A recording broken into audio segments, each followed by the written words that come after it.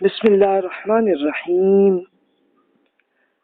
اب ہم ذرا جدہ کا بھی تفصیل عرض کر دوں تاکہ تب بات جا کے پوری ہونا۔ جدہ سعودی عرب میں دوسرا بڑا شہر ہے، یعنی سب سے بڑا تو ریاض شہر ہے، پھر دوسرا جدہ یہ آبادی کے لحاظ سے،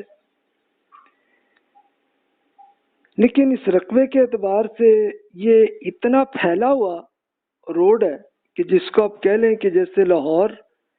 جیسا بڑا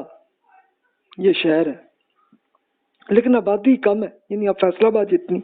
آبادی کہہ لیں، لیکن وقت کے ساتھ ساتھ جدہ شہر کی آبادی بھی بڑی ہے، اس لیے کہ مختلف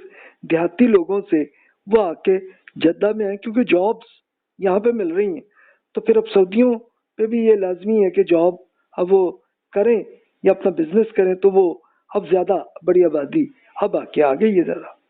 اور بہت ساری کنسٹرکشن بھی پھر ہوئی ہے اس میں۔ مشرق میں خلیج فارس سعودی عرب کے ایک طرف ہے۔ خلیج فارس وہ ہے کہ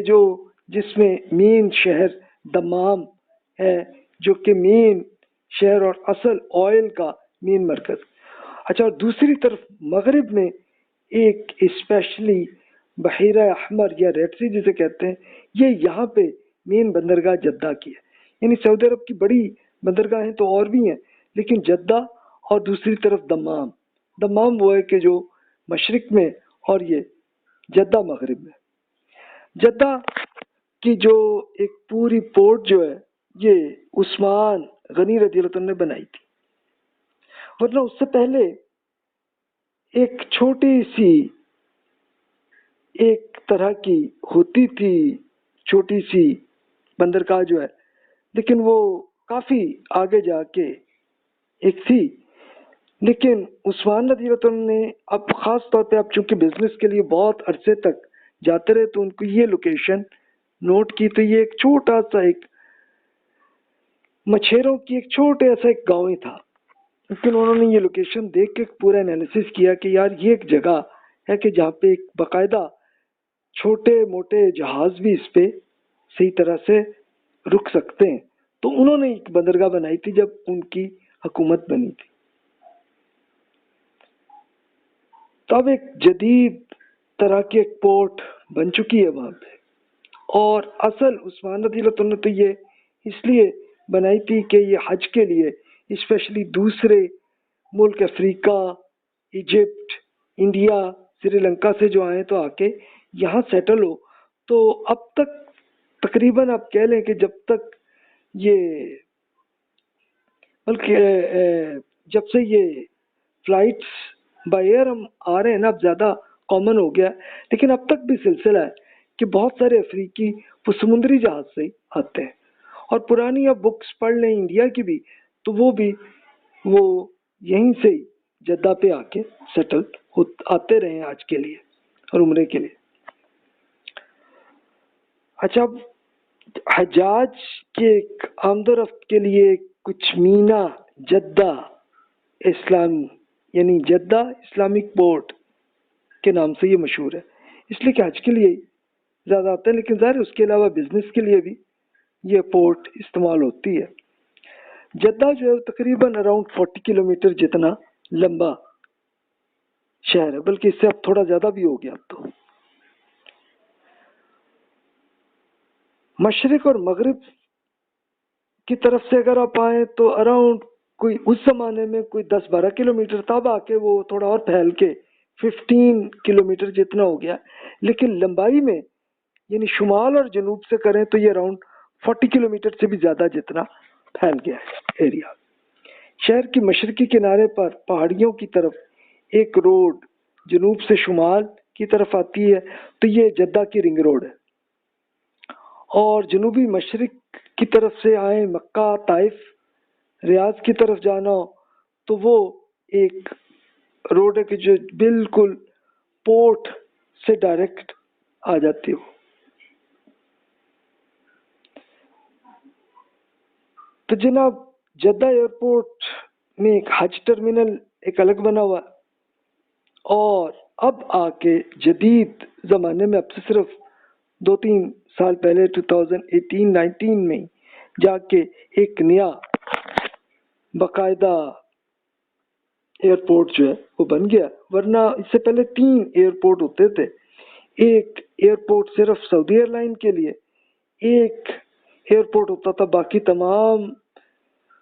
فلائٹس کسی بھی ایئر لائن کے بھی آ رہے ہوں ان کے، اور ایک تیسرا حج کے لیے انہوں نے رکھا ہوا تھا. لیکن اب آ کے انہوں نے ایک بڑا ایئرپورٹ بن گیا ہے جو اکٹھا ہو گیا ہے سب کا. تو اس زمانے تک تو کچھ ایسی ٹنل وغیرہ کچھ نہیں تھی، یعنی جہاز سے آپ اتریں تو اس کے بعد پھر آپ بسوں پہ بیٹھ کے ہی ایئرپورٹ پہ انٹر ہوتے تھے، تو معاملہ ایسے ہوتا تھا. اب آ کے خیر چلیں ٹنلز بھی انہوں نے بنا دی ہیں، اب سلسلہ اس وقت ہو گیا سلسلہ. اچھا، جدہ سے جنوب کی طرف ایک کوسٹل ہائی وے ہے جو یمن، وہاں کے دارالحکومت صنعاء تک یہ روڈ چلا جاتا ہے، اور شمال کی طرف اگر چلے جائیں تو یہی جارڈن کی طرف چلا جاتا ہے، اور جارڈن سے ہی پھر یہ آگے چل کے یہی روڈ پھر سیدھا جا کے سیریا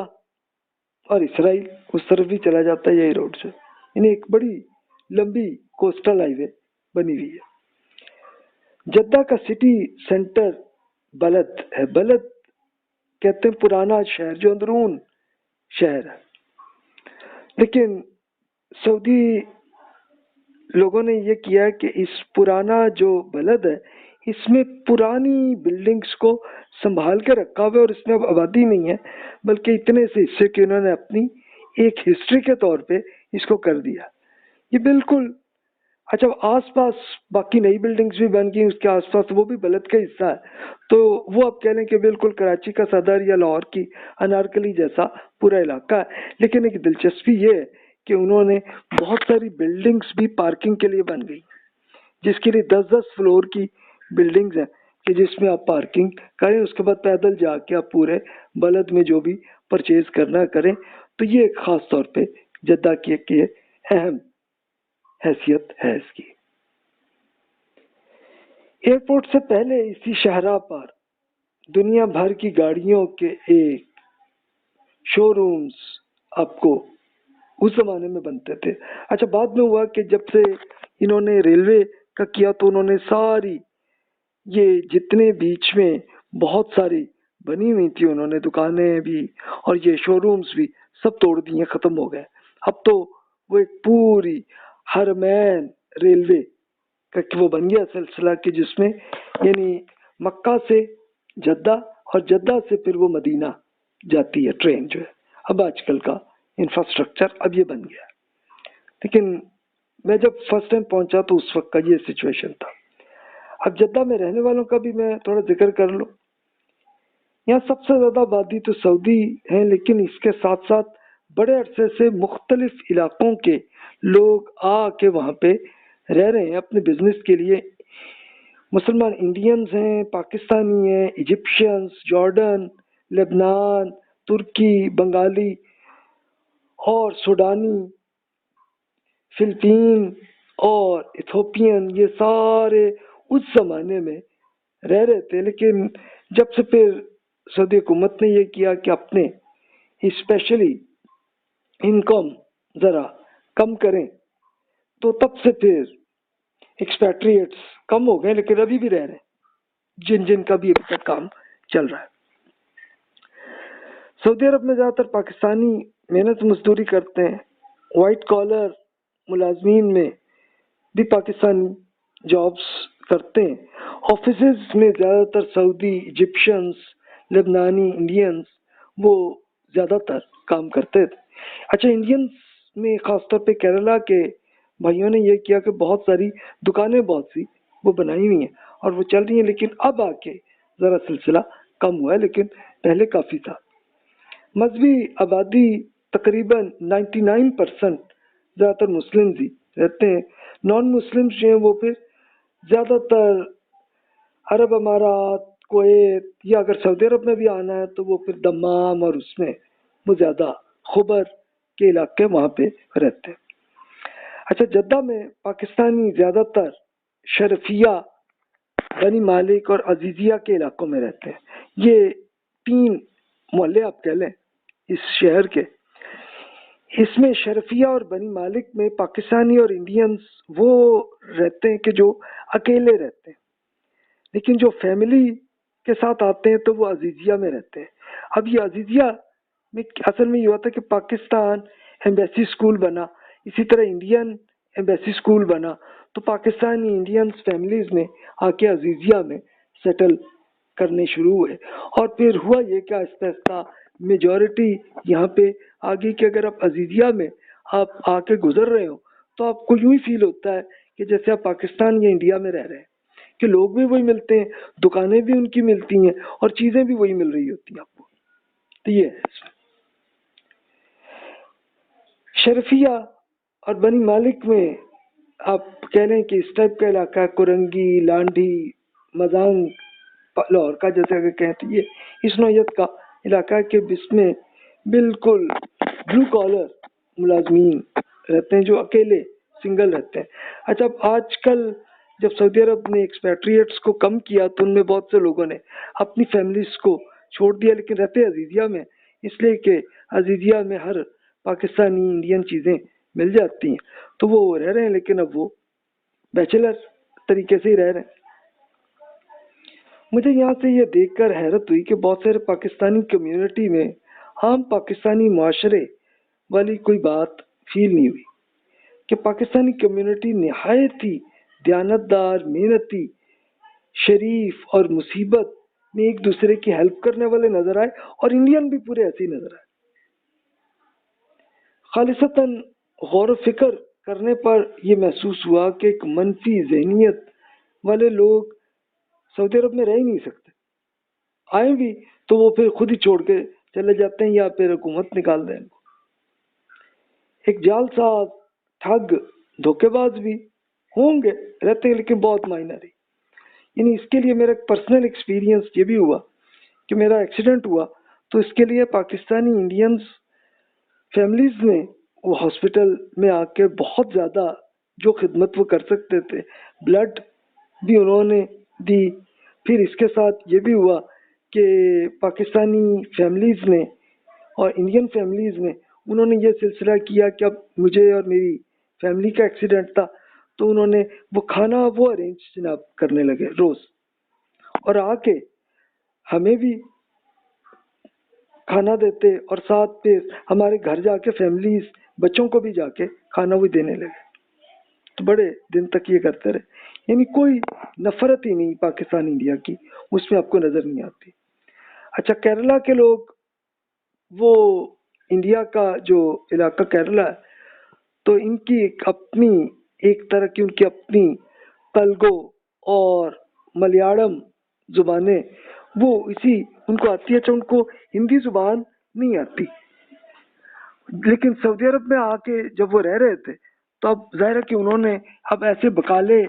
بہت سارے انہوں نے بنائے، تو پھر اب ان کے جو کسٹمر آتے ہیں تو وہ اردو میں یا ہندی میں آتے ہیں، تو تب پھر انہوں نے انڈین فلموں سے ہی وہ زبان سیکھی، اور جا کے انہوں نے پھر وہ اردو میں کم از کم اور کچھ نہیں تو اتنی ان کو آتی ہے کہ جناب آپ کو جو چیز چاہیے آپ بتائیں تو وہ ایگزیکٹ چیز وہی آپ کو نکال کر دے دیتے ہیں۔ تو یہ ان کی یہ سچویشن بنی۔ اچھا، انڈینز زیادہ تر جو جدہ میں مجھے ملے تو یہ مدراس، بنگلور، حیدرآباد،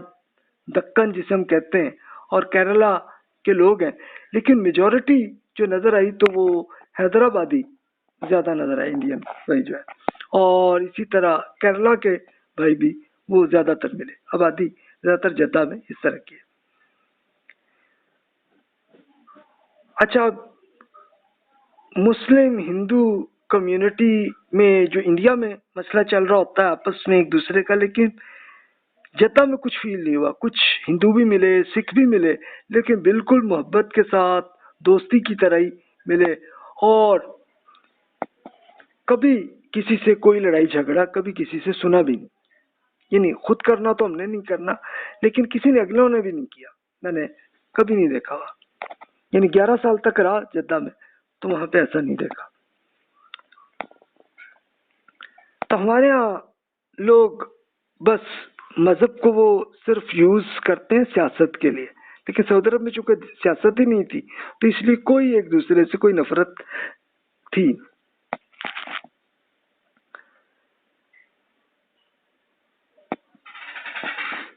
تو جناب الحمدللہ یہ ایک تجربہ بہرحال وہاں پہ جدہ پہ مجھے یہ فیل ہوا. انڈیا میں ایک مین چیز جب بھی وہ ایک سیاست کے معاملے میں آیا نا کہ پھر یعنی ہندوؤں میں بھی اور مسلمانوں میں بھی جن میں کچھ سیاست کا تعصب ہے تو وہ پھر وہاں پہ آپس میں لڑائی جھگڑوں کے سلسلے آپ کو انڈیا میں بھی نظر آتے ہیں. سیم پاکستان میں بھی آپ کو نظر آتے ہیں مختلف کمیونٹیز کے، خاص طور پہ کراچی میں. لیکن یہ چیز نہ ہو، صرف جسٹ انسانیت موجود سب میں ہوتی ہے تو وہ پھر وہاں کوئی لڑائی جھگڑا نظر نہیں آتا. اچھا اس زمانے میں 2006 میں بلو کالر ملازمین میں بنگالی بہت سے نظر آئے، وہ بھی پاکستان سے محبت کرتے ہی نظر آئے اور کبھی کسی سے کوئی منفی چیز ہی نہیں نظر آئی. اس زمانے میں پھر ہاسپٹلس میں اور آفیسز میں دیکھا تو فلپینوز بھی بہت سے ملے، ان سے بھی ہوا معاملہ جو ہے. تو خاص طور پر فلپینو خواتین مشہور تھیں گھر کے کام کے لیے، یعنی اب پاکستانی انڈین خاتون کو بھی گھر کا کام اگر کرانا ہے، صفائی یا کچھ اور، تو وہ پریفر کرتی تھی فلپینو آئیں کیونکہ وہ بہت ڈیپتھ سے ایک ایک کام کرتی ہیں. اچھا اب گاڑی کے لیے بھی مجھے کام کی ضرورت پڑی تھی تو خود پاکستانی مکینک نے مجھے سنتا ہے کہ بھئی اپنے آئل جہاں پہ بھی چینج کرنا ہے تو یہ چیک کر لینا فلپینو ہے، ان سے کروانا. تو فلپینو بھی بہت ڈیپتھ سے ایک ایک چیز بالکل اندر سے صاف کر کے اور پھر اس کے بعد وہ آئل اس طرح سے چینج کرتے ہیں. ایک بار میرے وہ فلپینو سے تعلق ہوا تو میری داڑھی کو دیکھ کے کہا بھی پاکستانی جو ہے نا وہ سب داڑھی والے ہوتے ہیں. میں کہا بھائی ایسا نہیں، سارے نہیں ہیں. کہتے نہیں جی میں نے تو ٹی وی پر جو بھی پاکستانی دیکھیں داڑھی والے دیکھیں. تو میں نے کہا بھی آپ لوگ بھی تو داڑھی رکھتے ہوں گے. کہتے جی ہمارے ہاں نیچرل ہوتی ہی نہیں ہے. یہ بھی ایک دلچسپ دیکھا واقعہ. ایجپشن سے بڑا تعلق بنا. ایجپشنس پورے سعودی عرب میں بہت شہروں میں رہتے ہیں اور ایجپٹ ایک غریب ملک ہے لیکن ایجوکیشن اچھی ڈیولپڈ ہے اور عربی اچھی بول لیتے ہیں تو اس لیے ان سے ایک سلسلہ وہ ہوا. میرے بہت سارے کولیگز ایجپشنس تھے تو لیکن ایجپٹ کی بس وہ لینگویج میں تھوڑا سا معمولی سا مسئلہ ہے. یہ حملے ایسے کچھ حروف ان سے نہیں بولے جاتے. تو ایجپشنس پہ ایک میرے دوست نے یہ کمنٹ کیا کہ بالکل لاہوریوں کی طرح ہے، کہ بالکل بٹ برادرز کی طرح جائے، یعنی بہت ہی خوبصورت بھی نظر آتے ہیں لیکن موٹے بھی ہوتے ہیں. تو ایجپشنس بھی ایسے ہی ہوتے ہیں. اچھا اب وہ جو حرف میں بتایا تو یہ جیسے دیکھیے نا کہ اندرون لاہور میں آپ چلے جائیں تو بہت سے بھائی آپ کو ملیں گے کہ جو رے نہیں صحیح بول سکتے. مثلا لاہور کو لاہور کہیں گے وہ، تو اس میں کنفیوژن ہوتی ہے. تو ایجپشنس میں بھی سیم یہ کہ ان سے جھیم نہیں بولی جاتی اور جھیم کو وہ گاف کہتے ہیں. تو اس کے میں مثال عرض کرتا ہوں کہ شروع میں ہی ایک ایجپشین کولیگ نے مجھے کہا یا حگی. میں کہا شاید کوئی گالی دے رہے ہیں کیا. میں کہا یار یہ کیا کہہ رہے ہیں. تو وہ دوسرے پاکستانی کولیگ جو انہوں نے بتایا کہتے بھی ان کی مراد ہے آپ کو حاجی صاحب کہہ رہے ہیں، لیکن وہ جیم کو گاف بنا کے انہوں نے حاجی سے حگی بنا دیا. تو اس طرح کی لینگویج بہرحال وہ چلتی رہتی. اور میں نے پھر دیکھا سیرین لبنانی وہ بھی ہے اور بڑے اچھے ایٹیٹیوڈ سے کولیگ ملے اور اچھے خوبصورت طرح کے اکثر لوگ ملے. افریقی بھائی جو ہیں وہ بھی بہت اچھے ایٹیٹیوڈ سے اور بہت اچھے محبت سے ملے سب جو ہیں. سوڈانی ملے تو وہ بھی، اور سوڈانی حضرات میں یہ بھی ہے کہ جگت بھی بڑی اچھی کر لیتے ہیں. کئی بار ہوا ایسے میں نے یہ ایک تجربہ ذرا کیا کہ کیا اثر آتا ہے اس پہ. تو میں نے بہت ساری پنجابی جگتوں کو میں نے انگلش میں ٹرانسلیٹ کر کے ان پہ کی تو بڑا مزہ آیا. لیکن ایجپشنس پہ سب سے زیادہ مزہ آیا کہ انہوں نے جواب بھی ایسی کوالٹی کے دیے، جگت بھی، کہ جو پنجابی جگت کی لیول کی جیسی ہوتی ہے ایسی تھی۔ سعودی فٹ بال، اب گیمز میں نے دیکھا تو سعودی جو ہے نا فٹ بال کو پسند کرتے ہیں، اور افریقی بہت اچھے کھلاڑی اس میں ہوتے ہیں، اور وہ اس میں آتے ہیں، تو افریقی جرائم میں بھی ملوث ہوتے ہوئے رہے ہیں سعودی عرب میں، تو ان کو پھر پکڑا بھی گیا اور سعودی عرب میں سزا بھی ان کو ملی۔ لیکن پھر ہوا یہ کہ 2010 کے بعد سعودی عرب نے یہ کیا کہ اپنے خاص طور پر وہ لوگ کے جو انلیگل طریقے سے سعودی عرب میں رہ رہے ہیں ان سب کو نکالیں، تو انہوں نے اعلان کیا کہ جتنے لوگ بھی ہیں، اچھا لوگ عمرے پہ آتے تھے اور ویزا جتنا مرضی ایکسپائر ہو جائے وہ پہ رہتے رہتے اور کئی سال رہ کے کام کر کے پھر جاتے کیسے تھے کہ وہ اس کے لیے صرف تھانے پہ چلے گئے پولیس کے پاس۔ اب پولیس نے کیا کرنا ہے کہ ان کو ایک کسی اچھی بلڈنگ میں رکھنا، کھانا بھی دینا، اور پھر انہوں نے ایک فلائٹ کا بھی ٹکٹ کا بھی ارینج پولیس نے کرنا، تو وہ اس طرح فری میں اپنے ملک چلے جاتے تھے۔ اچھا افریقی بہت سارے ایسے آتے تھے، تو افریقن کو وہ پھر سمندری جہاز کے کرتے تھے، تو اس میں ٹائم بھی زیادہ لگتا، لیکن اس میں پھر جتنے دن بھی رہے تو پولیس ہی ان کو کھانا دے رہی ہوتی تھی۔ تو یہ تھا سلسلہ۔ لیکن پھر 2010 میں جب انہوں نے یہ کیا کہ بھی اب جتنی لیگل ہیں ان کو جیل میں بند کریں گے، ورنہ 3 مہینے کے اندر اندر آپ اپنے آپ کو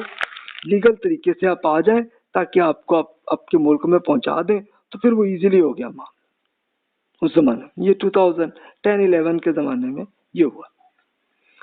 اچھا جدہ کا ساحل پہ بھی میں تھوڑا سا ذکر کر لوں کہ یہ باقاعدہ 2000 کلومیٹر لمبا سمندر ہے، اور یہ اراؤنڈ 1700 کلومیٹر سعودی عرب میں، اور باقی حصہ وہ یمن میں آتا، اور اس کا ٹاپ پہ اینڈ پہ آ کے وہی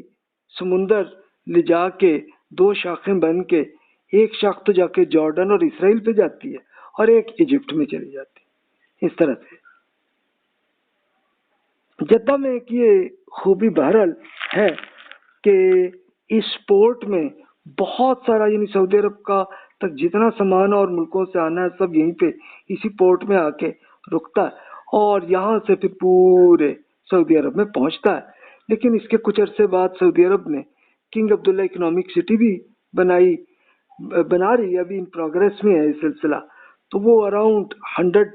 کلومیٹر ہے جدہ سے، تو کنگ عبداللہ اکنامک سٹی۔ پھر اسی طرح انہوں نے ساؤتھ میں بھی ایسی ایک بنا دی ہے، تو جیزان پورٹ جو ہے، یعنی ان کا اصل میں یہ پلان ہے کہ اب یہ آئل کی ویلیو چونکہ اب کم ہو رہی ہے، تو چلو اب اس طرح سے کہ یہ بزنس کا ایک ہب بنا دیں، بالکل ایسا جیسا دبئی کا ہے، لیکن ابھی تک ان پروگریس ہے ابھی تک یہ سلسلہ۔ جدہ کی خوبصورتی، اس کی ایک اصل چیز ہے کارنش جسے کہتے ہیں۔ کارنش کیا ہے کہ یہ این سمندر کے ساتھ ساتھ اس پہ روڈ جا رہا ہے پورے شہر تک، بلکہ شہر سے بھی تھوڑا آگے تک جا کے، یعنی شمال میں بھی جنوب میں بھی ہر طرف یہ آتا ہے۔ یہ کوئی 100 کلومیٹر جتنی لمبی کارنش ہے، یعنی اس کارنش میں آپ اگر سفر کر رہے ہو تو کرتے کرتے آپ اگر گاڑی چلا رہے ہیں تو پھر تو نہ آپ ادھر ادھر دیکھیں، لیکن تب بھی آپ کی آنکھوں میں سمندر نظر آتا ہے، اور جو گاڑی نہ چلا رہے ہوں ساتھ بیٹھے ہوں تو وہ ہر وقت سمندر کے ایک ایک چیز کو وہ دیکھ لیتے ہیں۔ کارنش کی ایک یہ خوبصورتی ہے۔ جدہ کے شمال میں ابہر کا ایک مقام ہے، تو یہاں پہ ایک بڑی کریک بنی ہوئی ہے، تو اس کریک پہ انہوں نے ایک باقاعدہ کشتیاں اور واٹر سکوٹر جو ہیں وہ بہت سے ملے ہوئے ہیں، جس میں آپ چاہیں تو آپ خود رینٹ پہ لیں اور خود جا کے آپ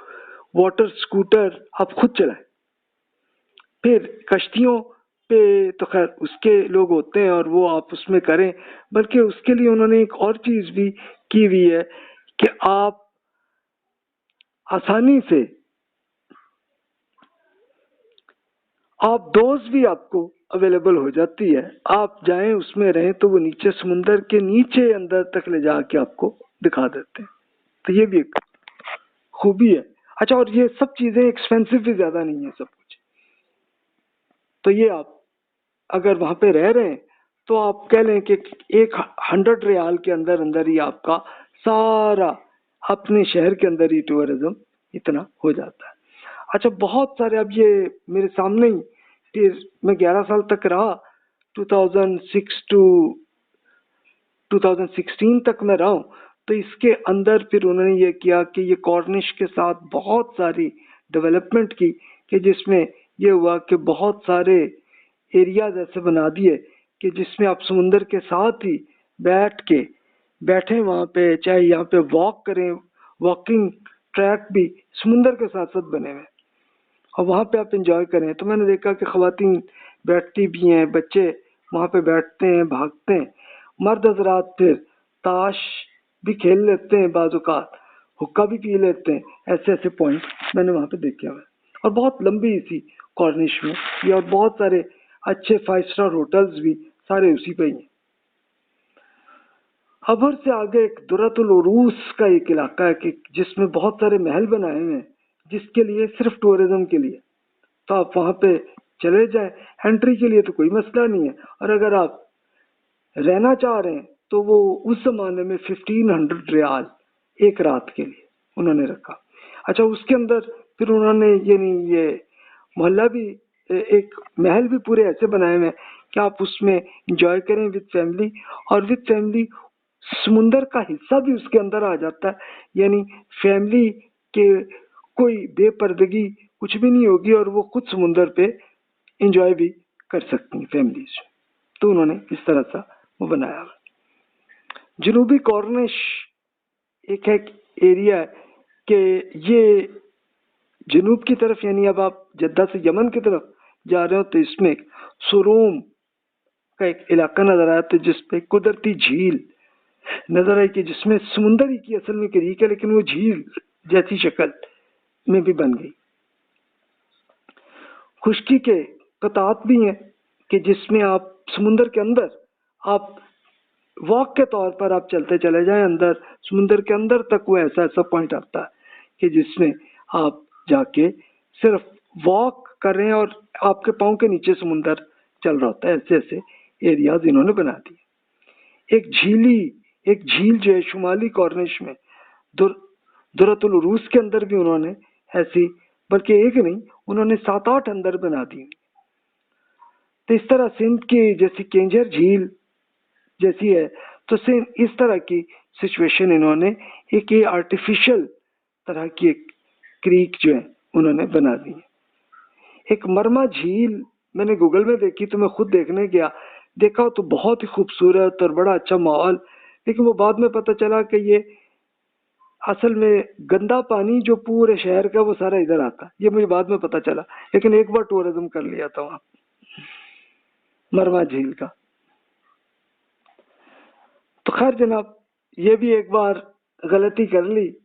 1-2 بار کر لی غلطی، بعد میں پھر اندازہ ہو گیا. اچھا، لیکن ہوا بہت خوبصورت اور اچھی تھی. لیکن بعد میں پھر 2009 میں وہاں یہی اسی جھیل کا جو پانی ہے وہ پورا سیلاب کی طرح جدہ شہر میں آ گیا تھا. تو پھر اس کے بعد پھر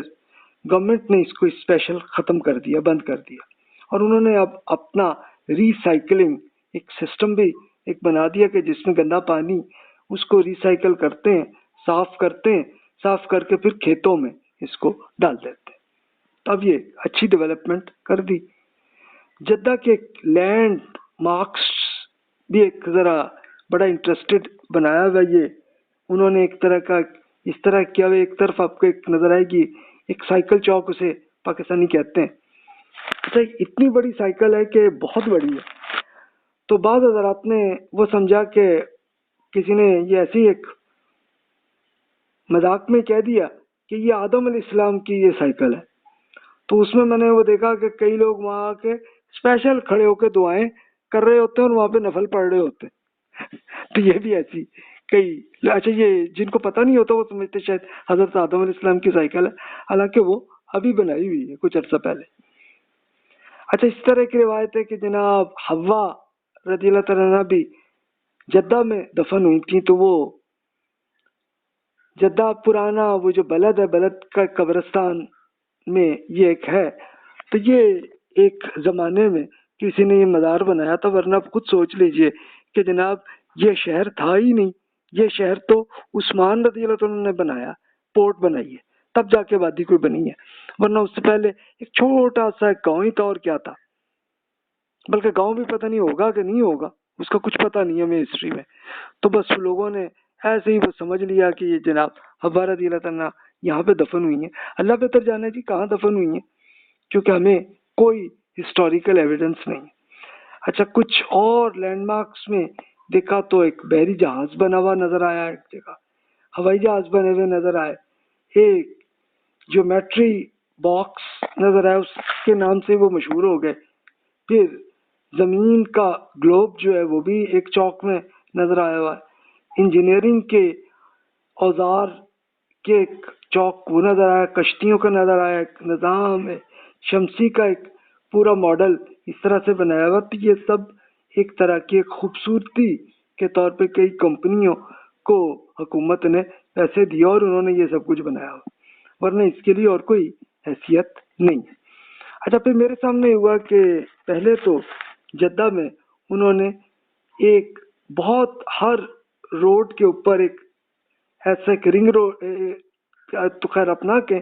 ایک طرح کے گول چکر سا ایک بنایا ہوتا تھا، لیکن اب آ کے انہوں نے بہت سارے برج بنا دیے، تب وہ اس طرح سے اب اس کا انفراسٹرکچر جدہ شہر کا اب چینج ہو گیا۔ اب جدہ کے کھانوں کی بھی بات ہم کر لیتے ہیں، کیونکہ یہ کاسموپولیٹن شہر ہے کہ جس میں ہر ملک کے لوگ رہتے ہیں، تو ہر ملک کے ریسٹورینٹس بھی پھر ملتے ہیں وہاں پہ، یعنی آپ کا اگر شوق ہے اور آپ کبھی جدہ ہیں تو آپ پھر یہ کریں کہ ہر مختلف ملکوں کے ریسٹورینٹ کے کچھ کھانوں کو ٹچ کر لیں، کچھ نہ کچھ ہلکی پھلکی کوئی چیز لے لیں، جو پسند آ جائے ٹھیک ہے، جو نہ ہے نہ ہے۔ سعودی عرب کا جو سب سے مشہور ترین ہے وہ ریسٹورینٹ ہے البیک، یعنی اس میں کیا ہے کہ آپ کو ایسی لمبی لائن نظر آئی، مجھے کئی جگہوں پہ دیکھی، اسی کے ساتھ KFC اور میکڈونلڈ بھی اس کے پاس تھا، وہاں کوئی رش نہیں، اکا دکا ہی کسٹمر بیٹھے ہیں، جبکہ البیک پہ لمبی لائن پڑی ہوتی ہے، اور وہ بھی اسی طرح سے آتے، لیکن بڑی اچھی سپیڈ میں 10-10 منٹ میں کھانا بھی ڈلیور کرتے ہیں۔ تو اس کے مجھے تو جب یوز کیا تو مجھے پھر اس کا شرمپ سینڈوچ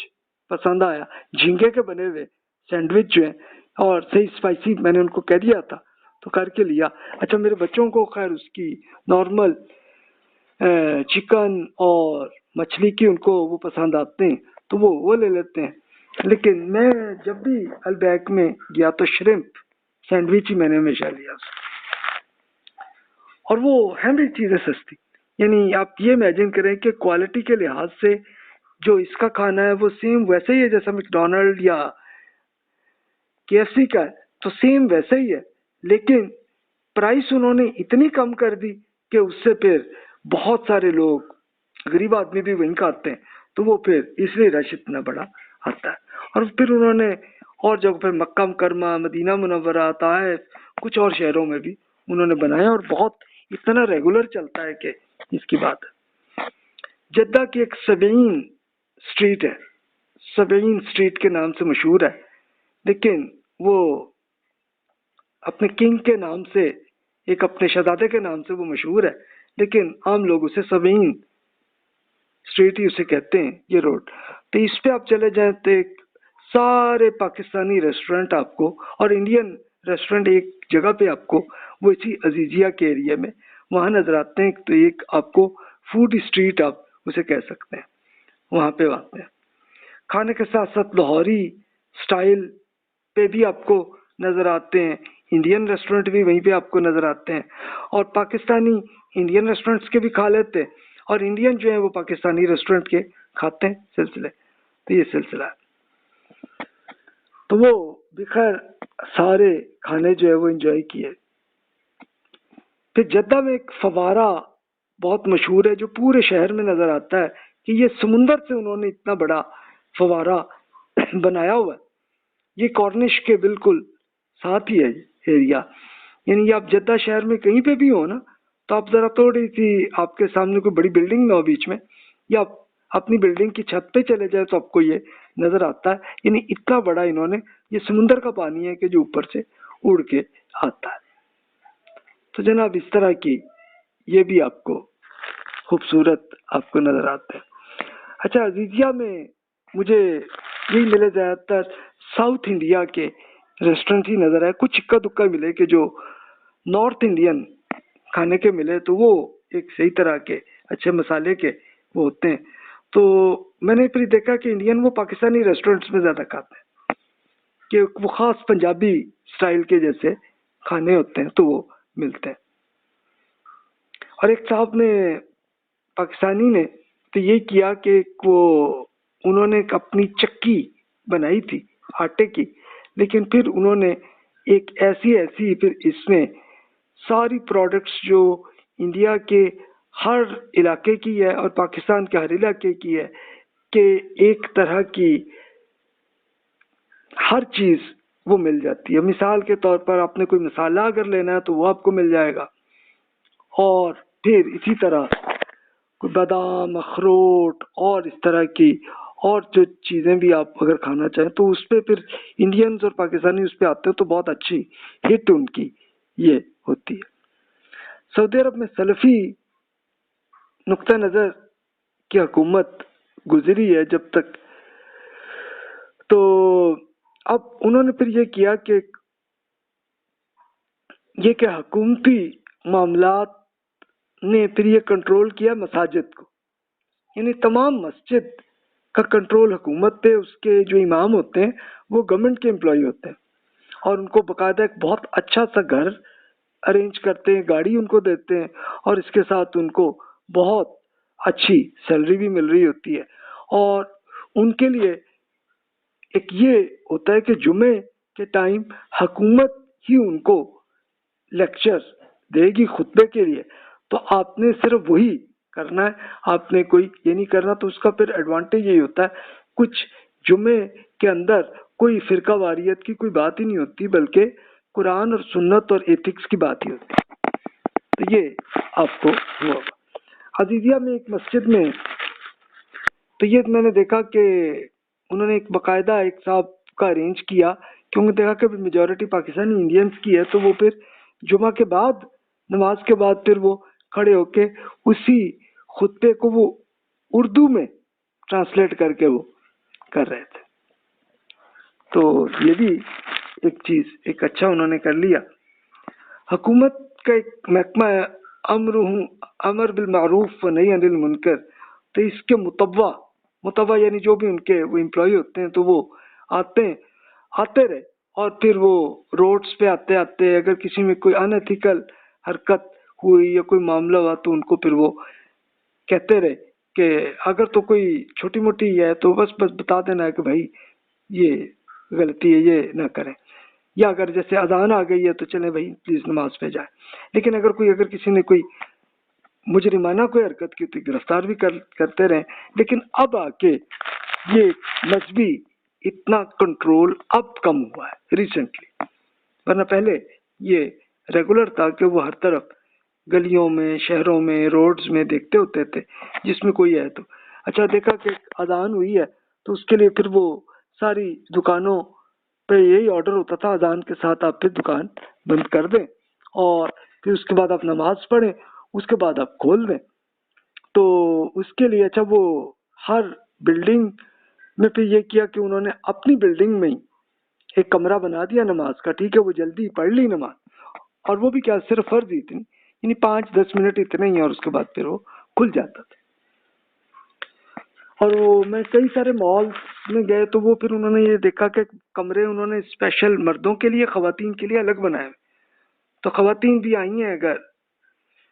کچھ پرچیز کرنے کے لیے تو وہ آرام سے نماز کا ٹائم ہو گیا تب وہ بند ہو گئی دکانیں، لیکن وہ اس ٹائم ان کے لیے وضو کی جگہ بھی ہے، خواتین کے بھی مردوں کے لیے بھی الگ ہے، اور آرام سے اپنے اس میں نماز پڑھیں. تو یہ کرا.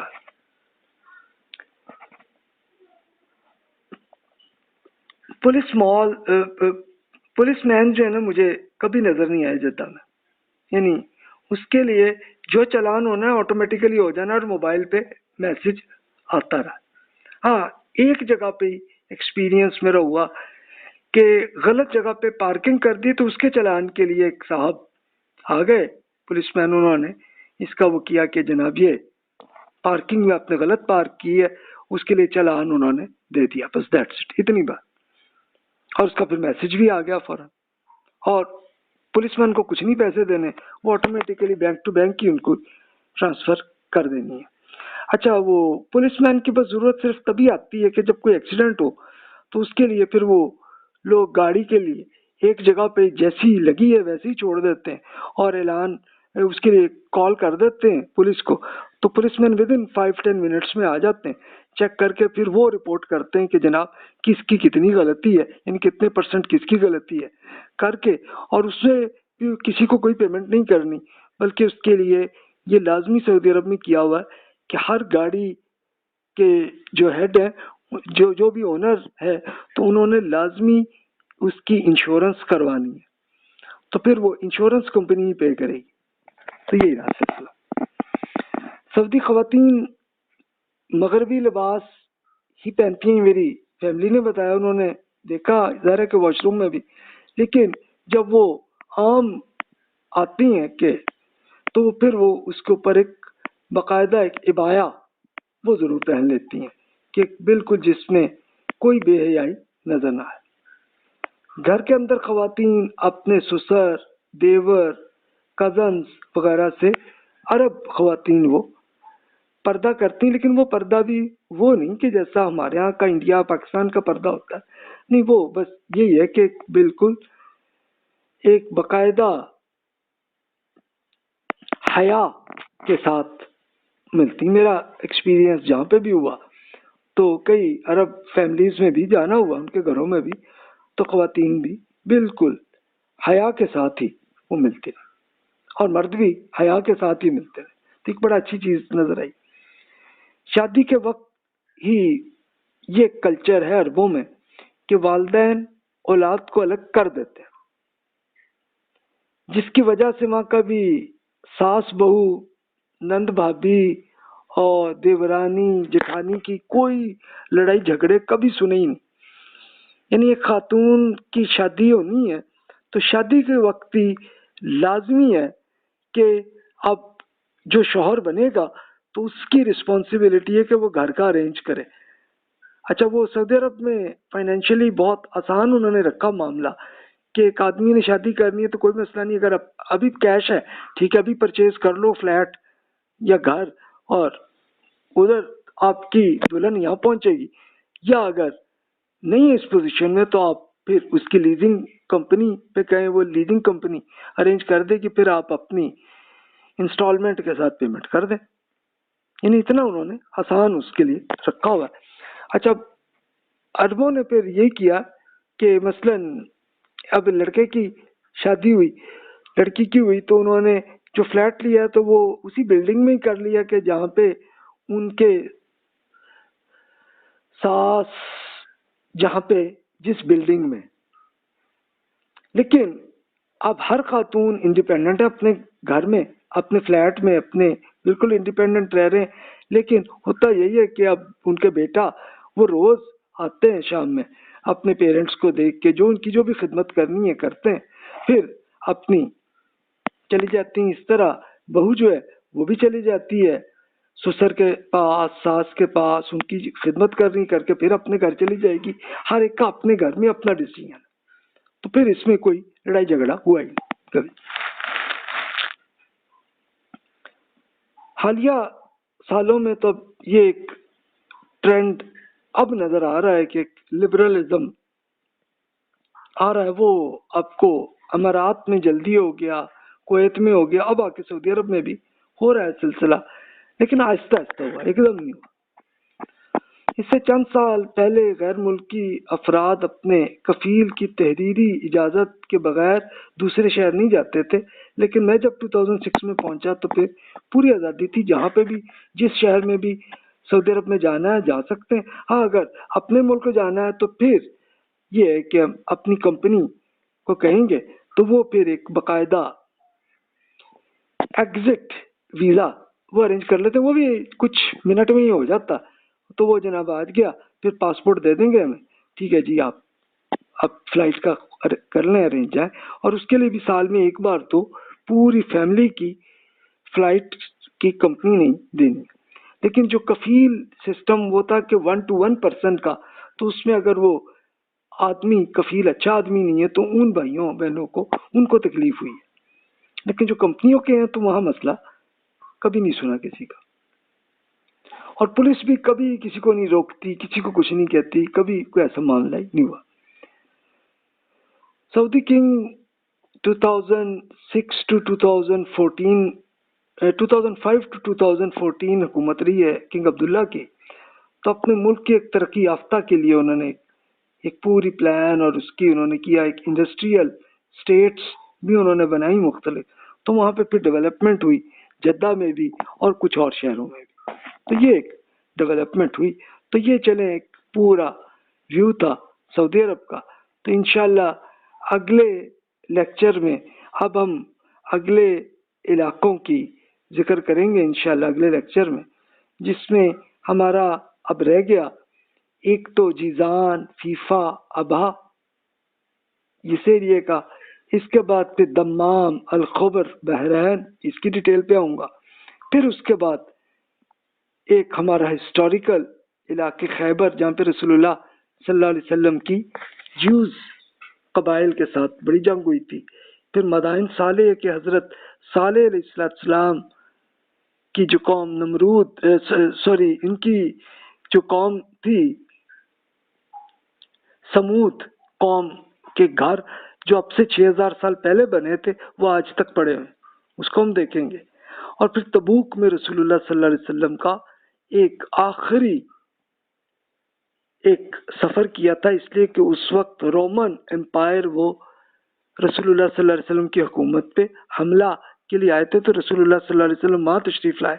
تو کوئی حملہ کوئی جنگ کچھ نہیں ہوئی، بلکہ آس پاس کی چھوٹی چھوٹی ریاستیں جو رومن امپائر کے انڈر تھیں وہ سب کے سب رسول اللہ صلی اللہ علیہ وسلم پہ سرنڈر ہو گئے تھے۔ تو اس کی انشاءاللہ اگلے لیکچرز میں بات چلے گی۔ جزاک اللہ خیر واحسن الجزا۔